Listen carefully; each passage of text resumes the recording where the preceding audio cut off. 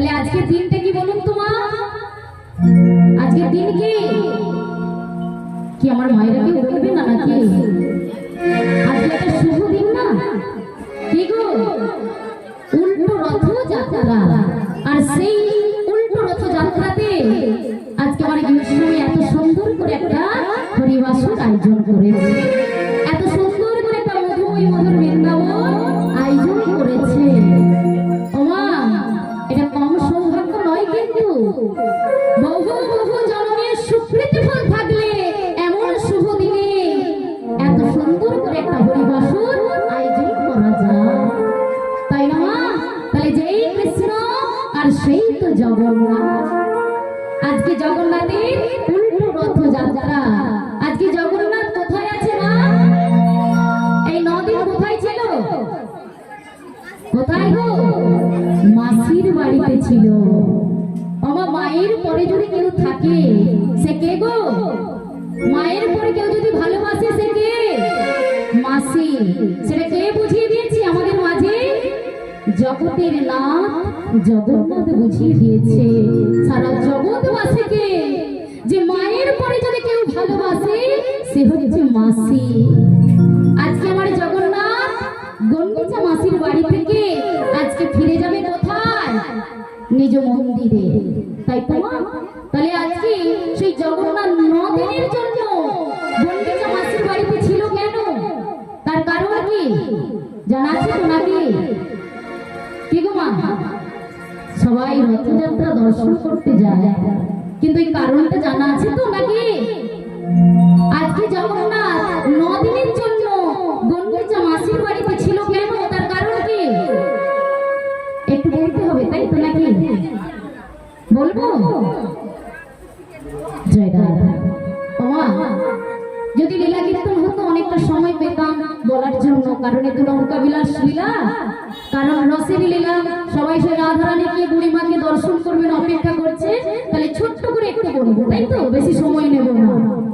আজকে জগন্নাথ তিনি 9 দিনের জন্য গন্ডিচা মাসির বাড়িতে ছিল কেন? তার কারণ কি? তার কারণ আছে, ছোট্ট করে একটু বলবো, মন দিয়ে আস্বাদন করো। জয় রাধে। ওমা, এই গন্ডিচা মাসি আর এই গন্ডিচা স্বামীর নাম কি গো? ইন্দ্রদত্ত রাজা, তাই তো? ওমা, এখন কটি রথ চলে পুরীতে? পুরীধামে কটি রথ চলে? 3টি রথ, তাই তো?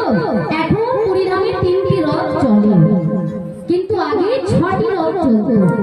নদীর ওপারে 3টি রথ আর নদীর এপারে 3টি রথ চলত। ওই ইন্দ্রদত্ত রাজা মনে মনে চিন্তা করছে, আমি তো এই রাজ্যের রাজা, তা ভক্তদের যাতায়াত করতে খুব অসুবিধা হচ্ছে। ভক্তরা যাতায়াত করতে ওই নৌকাতে হয়ে ওপার আর এপার হতে খুব অসুবিধা হচ্ছে। তাই আমি একটি মনস্থির করব কি না, আমি একটি সেতু নির্মাণ করব। ভক্তদের জন্য আমি একটি সেতু নির্মাণ করব, যাতে ভক্তদের অসুবিধা না হয়।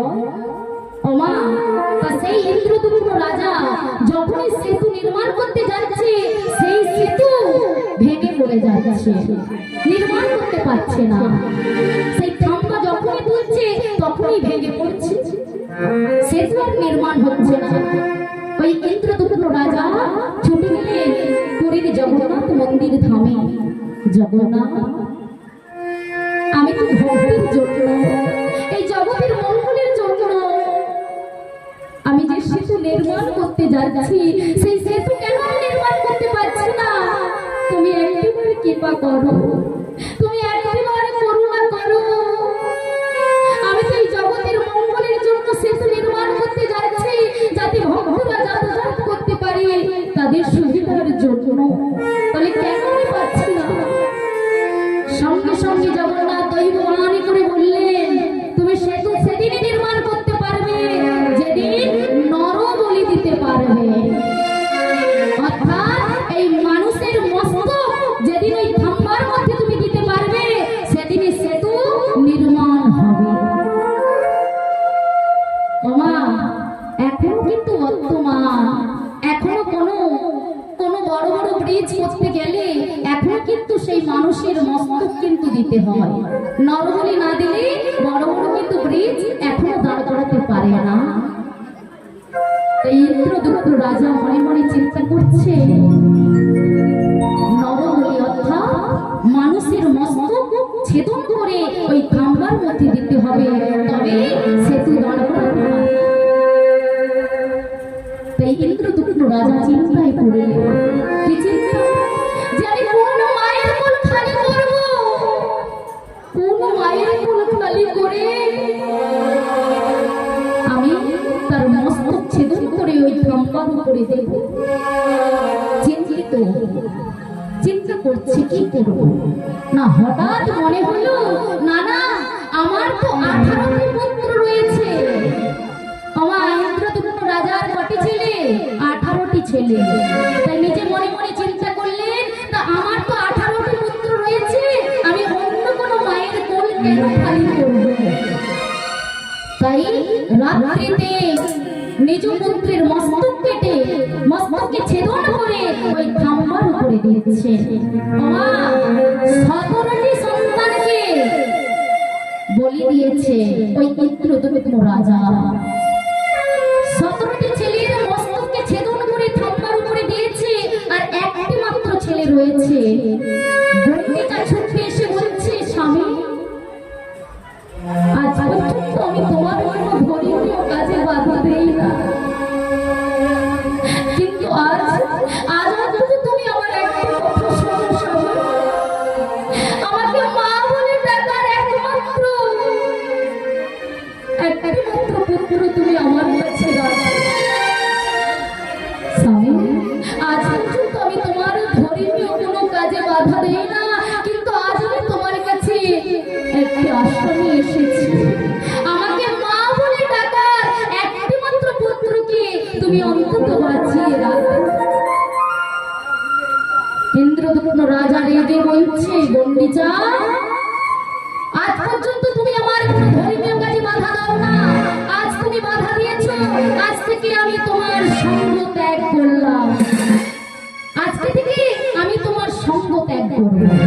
এই বলে ওই ইন্দ্রদুম্ন রাজা গণ্ডিচার কোল থেকে ছোট ছোট ছেলেকে কেড়ে নেন। কেড়ে নিয়ে তারও মস্তক ছেদন করে ওই খাম্বার উপরে দিয়েছে, আর যেই দিয়েছে সেতু নির্মাণ হয়েছে।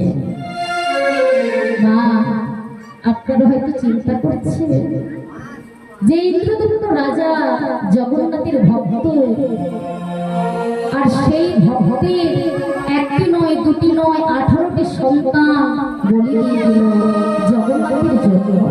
তাহলে ওই সন্তান উদ্ধার হবে কেমন করে? কেমন করে উদ্ধার হবে? কারণ ভগবান যে ভক্ত মনোবাঞ্ছা কল্পতরু, ভক্তের মনোবাঞ্ছা পূর্ণ করাই তার কর্তব্য। তাই তো ভক্তরা নাম রেখেছে বাঞ্ছা কল্পতরু। তাই জগন্নাথ বললে, শরীর তোমার ওই 18টা ছেলে মুক্তি পাবে কোনদিন? যেদিন ওই সেতুর উপর দিয়ে সাধুর বৈষ্ণব পারাপার হবে, আর সেদিনে তোমার ওই 18টা ছেলে মুক্তি পেয়ে যাবে। নিতাই গৌরী প্রেমানন্দে হরি হরি। কিন্তু মা এদিকে গণ্ডিচা মা তিনি কিন্তু পাগলের মতন কান্নাকাটি করছে। 18টি সন্তানকে হারিয়ে পাগলের মতন কান্নাকাটি করছে, ওই 18টি সন্তানকে হারিয়ে। মা জগতের নাথ জগন্নাথ কি স্থির থাকতে পারে? সেই জগন্নাথ অচন্ময় আজ সচল হয়ে গণ্ডিচা মাসির কাছে গিয়ে বলছে, মা মা। গণ্ডিচা মাসি হঠাৎ চোখ লেগে, কে আমাকে মা মা বলে ডাকে? আমাকে তো মা বলে ডাকা একটি সন্তান আমার বেঁচে নেই, তাহলে আমাকে মা মা বলে ডাকে। জগন্নাথ বলছে গণ্ডিচা মাসিকে, মাসি কোন মায়ের কোল থেকে যদি একটি সন্তান চলে যায় আর একটি সন্তান বেঁচে থাকে, সেই মাকে তার একটি সন্তানকে ভালোবাসে,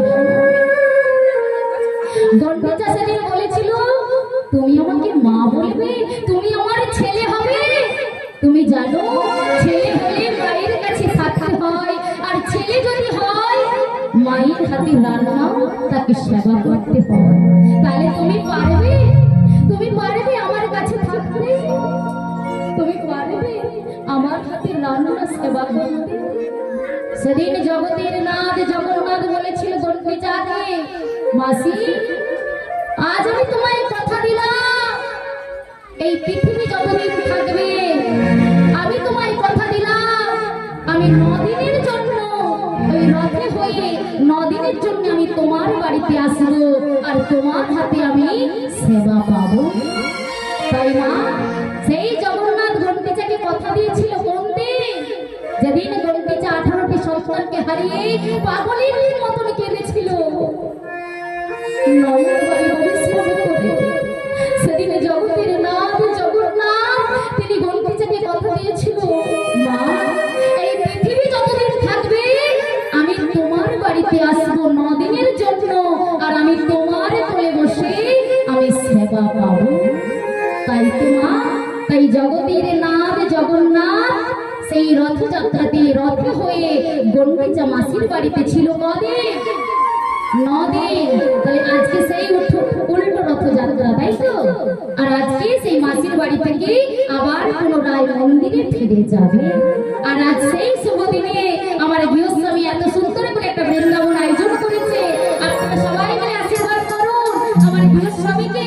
আজকের দিনে নয়, এই বছরে নয়, এই জন্ম নয়, জন্ম জন্মান্তর যেন এমন মধুময় মধুর বৃন্দাবন আয়োজন করতে পারে এবং ভক্ত সেবা দিতে পারে।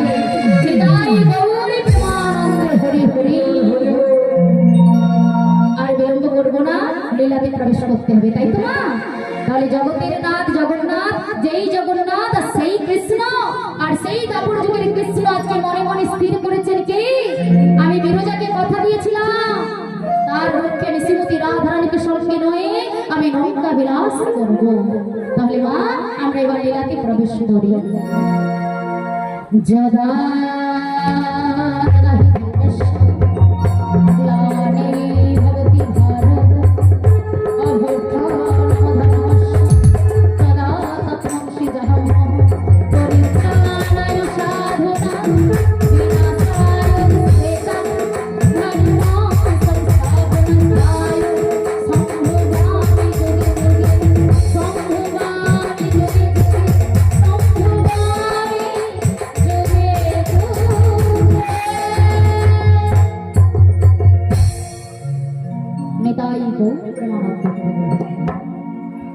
পরিত্রাণায় সাধনা, অর্থাৎ এই সাধুদেরকে রক্ষা করিবার জন্য ভগবান যুগে যুগে আমাদের মাঝে ধরা দিয়েছে। বিনাশায় চতুষ্কৃতা, অর্থাৎ দুরাচারী পাপাচারী ব্যভিচারী অসুরদেরকে বিনাশ করিবার জন্য ভগবান আমাদের কাছে যুগে যুগে অবতীর্ণ হয়েছে। ধর্ম সংস্থাপনা স্থায়, এই ধর্মকে রক্ষা করিবার জন্য ভগবান যুগে যুগে আমাদের মাঝে ধরা দিয়েছে। সম্ভবান যুগে যুগে, অর্থাৎ তিনি যুগে যুগে রূপ পরিবর্তন করে আমাদের মাঝে আবির্ভূত হয়েছে। তাই তো মা, কখনো তিনি এসেছেন নারায়ণ রূপে, আবার সেই ভগবান কখনো এসেছে শ্রীরামচন্দ্র রূপে, আবার সেই ভগবান কখনো এসেছেন শ্রীকৃষ্ণ রূপে, আবার সেই ভগবান কলিতে এসেছে শ্রী চৈতন্য গৌরাঙ্গ মহাপ্রভু।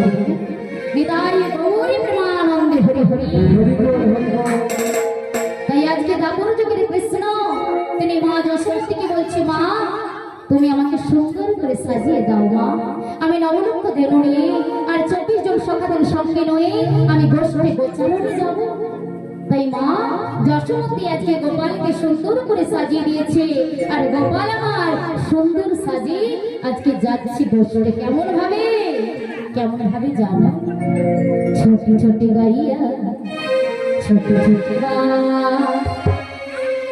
ছোটে সে মেরো মদন গোপাল, ছোটি ছোটি ছোটি ছোটি ছোটি ছোটি গাইয়া ছোটি ছোটি ছোটি ছোটি গাইয়া ছোটি ছোটি ছোটি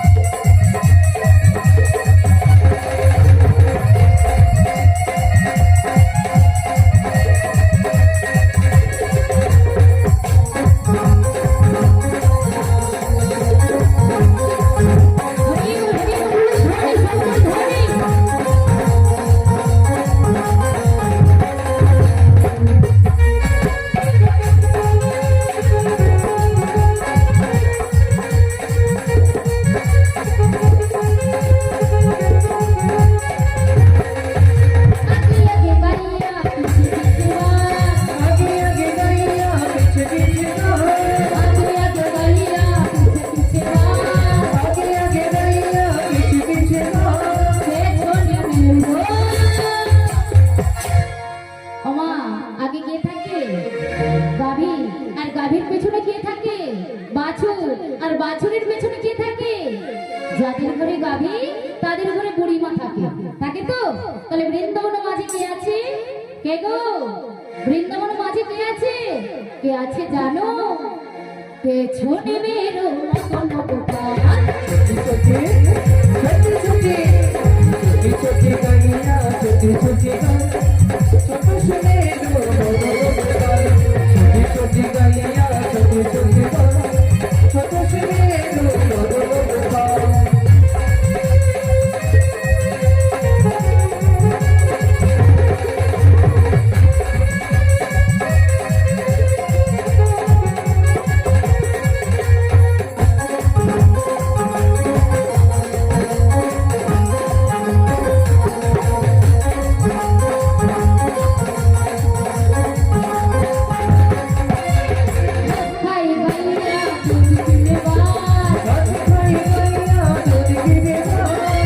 খাই গাইয়া দুধ দিনে বার, ঘাস খাই গাইয়া দুধ দিনে বার, মাখন সে খাই মোরা।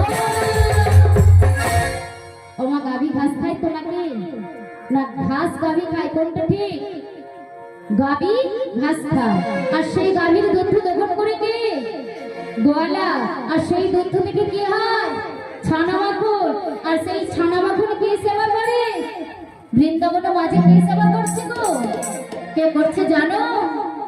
মাখন শেখায় মেরু छोटी छोटी छोटी छोटी गलियां छोटी छोटी छोटे सुने लो छोटी छोटी गलियां छोटी छोटी छोटे सुने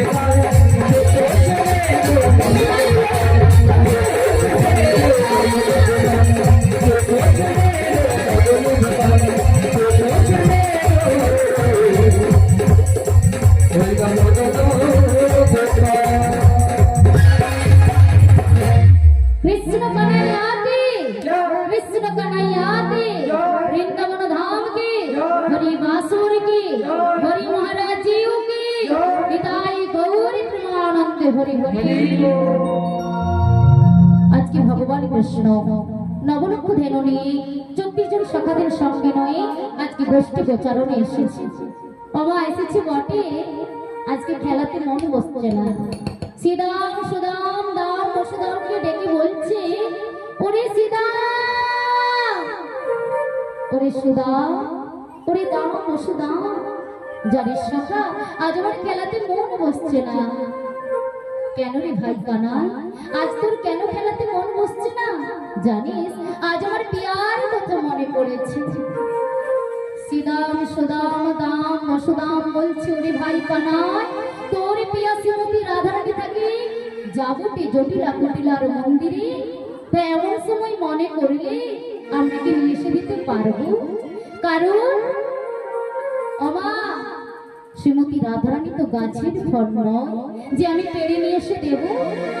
তুই এক কাজ কর ভাই কানাই, তুই একবার যোগমায়াকে স্মরণ কর, কারণ যোগমায়া বিহনে আজ পর্যন্ত কোনো লীলাদি সম্পূর্ণ করতে পারিস না। তাই তুই একবার যোগমায়াকে স্মরণ কর। তাই ভগবান কৃষ্ণ সখাদের কথা মনে করে আজকে যোগমায়াকে স্মরণ করছে। জাগো